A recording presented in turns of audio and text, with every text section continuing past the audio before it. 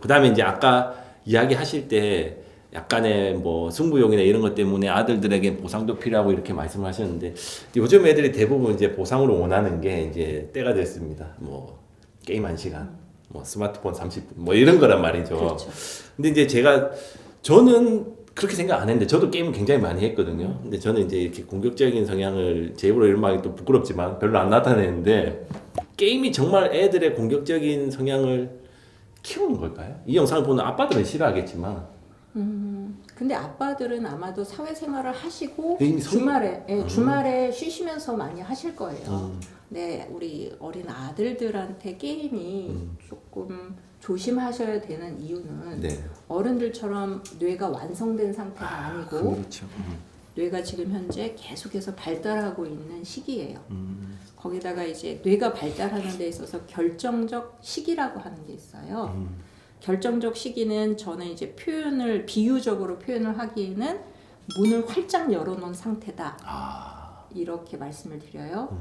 문을 활짝 열어놓으면 공기순환도 잘 되고 빨리 되고요. 그리고 이 문을 활짝 열어놓은 상태에서는 뭐든지 다 가능하다라는 거죠. 그러니까 그런 뇌가 활짝 열려져 있는 시기가 바로 우리 아이들이 유아기, 아동기를 거치는 시기예요. 물론 청소년기까지 계속해서 이어지기는 해요. 그리고 뇌가 발달하는 데 있어서 각각의 영역들이 결정적 시기가 약간씩 다르긴 합니다. 근데 이 아동기 때 대부분 아이들이 아동기 때부터 게임에 빠지기 시작하는데 이때 아이들이 다양한 영역 중에서도 특히 이제 청각피질이나 시각피질 혹은 전두엽처럼 좀 종합적으로 아이들이 발달하기 시작하는 발달의 시기예요. 근데 이때 결정적 시기라고 하니까 굉장히 다양한 자극들에 대해서 아이들이 노출되면 그 자극이 뇌에 굉장히 도움이 되고 그리고 이 시기에 아이가 경험을 했던 다양한 자극들에 대해서는 각인이 일어나요. 각인. 네. 새기는 각인. 네. 그러니까 머릿속에 진짜 도장을 찍은 것처럼 안 잊혀진다는 거죠.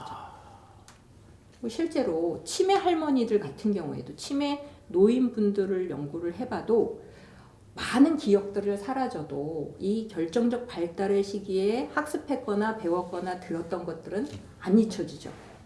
그게 바로 각인이거든요.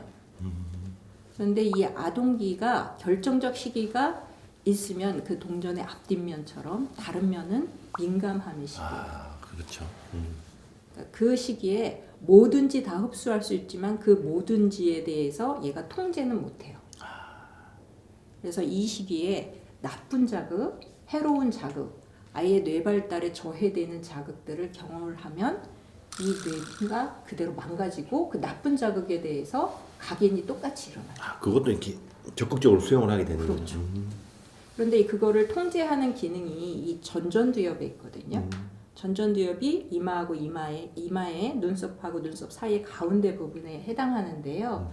이게 살짝 홈이 느껴지는 부분이 전전두엽이에요. 있어요. 예. 네, 이 부분이 이제 엄지 손가락 정도 되는 크기인데 이 부분이 아동기 때, 유아기 때, 청소년기 때 크게 달라지지 않아요. 그러니까 성숙해야지 얘가 전전두엽이 성숙해야지 어떤 통제도 되고 그리고 이거를 하면 안 된다라고 생각도 하고 나쁜 자극을 여과를 시키잖아요. 근데 이 시기에 아이들이 별로 달라지지가 않아요. 주로 이 부분이 완성되는 시기가 20대 후반이에요. 중후반. 그렇게 늦게 절제가 시작되는 네. 역시 남자들이란.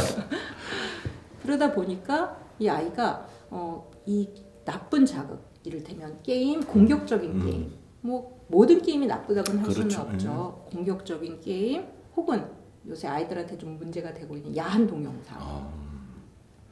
우리 어머님들이 깜짝 놀라실 게 아동이나 청소년 아이들이 그런 19금이라고 하는 동영상에 아주 쉽게 접근할 수 있어요. 맞아요. 인정합니다. 네, 그런 동영상 혹은 이제 뭐 욕설 혹은 이제 뭐 아이들한테 좀 뇌 발달에 도움이 덜 되는 그런 음식들. 그런 음식들도 있어요? 있죠. 화학 조미료 많이 있는 음식들 혹은 아이들한테 좀 나쁜 영향을 주는 것들이 자극들이 있잖아요. 이 자극들에 대해서도 똑같이 각인이 일어납니다. 네. 그래서 이 시기에 게임에 대해서도 마찬가지예요. 너무 게임에 오래 노출이 되면 아이들한테도 나쁜 자극이 되어서 이 각인이 일어나서 이 어린 시기에 나쁜 자극에 노출되면 중독에 빠지기 쉽고요. 그 중독에서부터 벗어나기도 어려워요.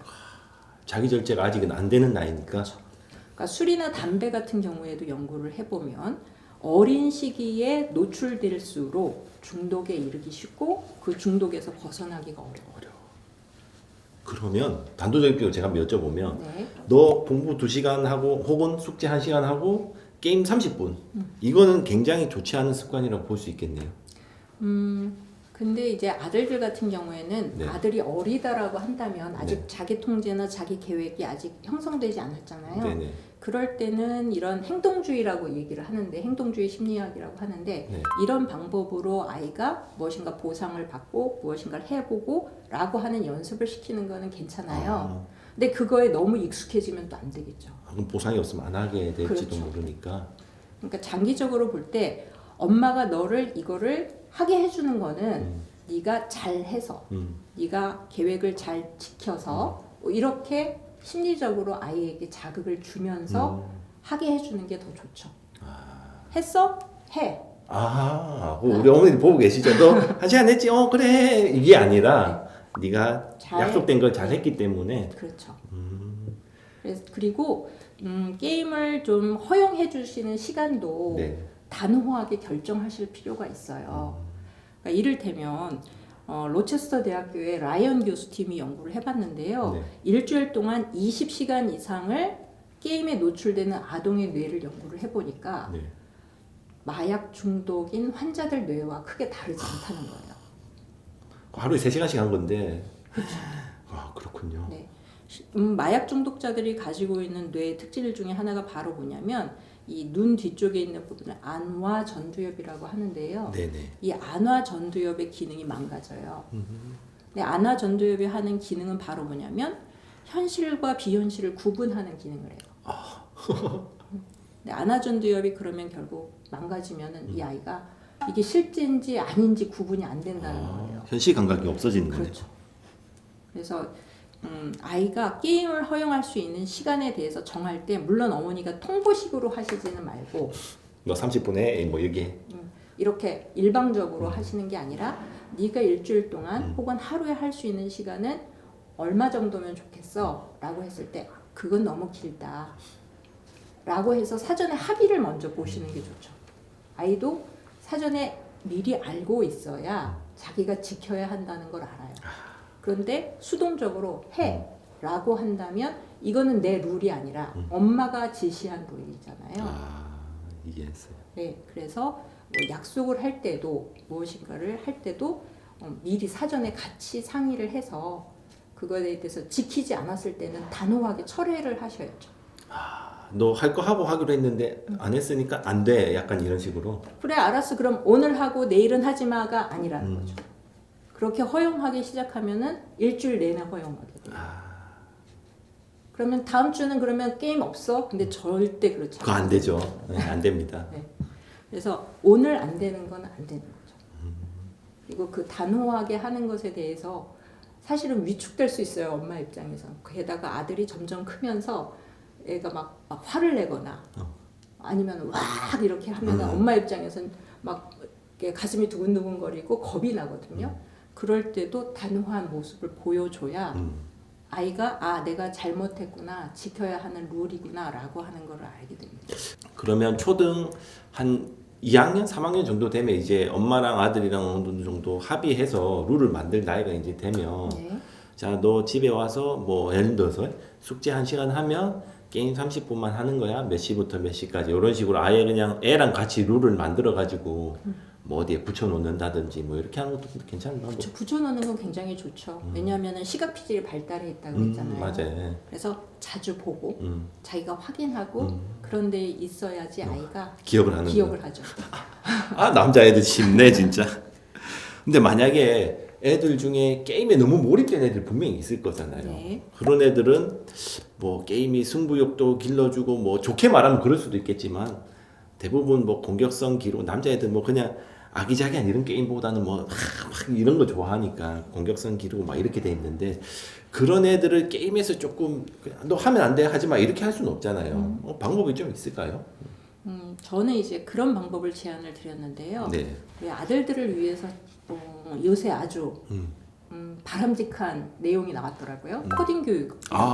코딩. 네. 아, 코딩은 실제로 소프트웨어를 이용해갖고 네. 개발을 하는 거잖아요. 맞아요. 네.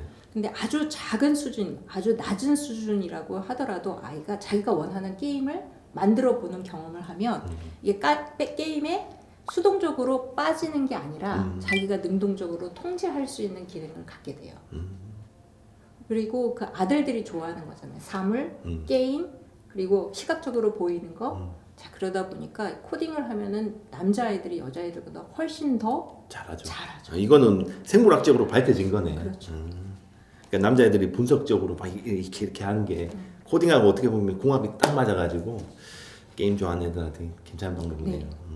좋은 방법이 될 수 있습니다. 우리 어머니들은 코딩 한번 고려해 보시면 뭐 코딩은 언제부터 하는 게 좋아요? 라는 질문을 많이 하세요. 언제부터 하면 좋을까요? 코딩은 뭐 초등학교 저학년 수준에서도 할 수 있고요. 고학년 수준에서도 할 수 있는데 아주 어린 수준에서는 낮은 수준으로 자기 연령에 맞게끔 만들어 보는 거죠. 근데 그런 것이 아들들한테 좋은 거는 승부욕도 많이 느끼니까 성취감도 주죠. 그게 중요하네, 성취감. 네. 성취감을 주면은 아이들이 교실 안에서 쪼그라들었던 자존감이 좀 자신감이 생기게 되고 자존감도 형성이 되고요. 그리고 자기 능력에 대해서 좀 나는 이런 걸 잘할 수 있는 사람이야 라고 하는 자아 개념도 형성이 되는 거죠. 참 남자애들 어떻게 보면 되게 쉬운데 남자애들 어떻게 보면 굉장히 손 많이 가네요. 그렇죠. 그런데 이제 여자아이들, 딸들에 비해서 네. 아들들이 어떻게 보면은 훨씬 더 계획을 쉽게 세울 수 있고 그리고 조금 손이 간다고 말씀을 하셨지만 딸들에 비해서는 그런가요? 덜 갈 거예요. 굉장히 아이들이 느끼는 감정에 대해서 섬세한 감정에 대해서 저도 좀 부담스러울 때가 있거든요. 우리 교수님 부담 좀 딸의 뇌도 한번 쓰셔야 되겠네. 네, 많이 요청을 받고 있습니다. 딸의 뇌도 좀 써달라고. 그건 아빠를 위해서 한번 해주셔야 되겠네. 아빠를 위해서도 필요하고 네. 엄마들도 사실 자기 어릴 때의 상태에 대해서 복귀를 하시잖아요. 네. 근데 달라요. 너무 달라요. 이런 얘기들도 많이 하시거든요. 참 이게 아들과 딸이 생물학적으로 물론 이제 이게 성적으로 다른 거는 뭐 당연한 거지만 이 뇌도 다를 거라고는 생각을 좀 못했는데 참 신기하네요. 알겠습니다.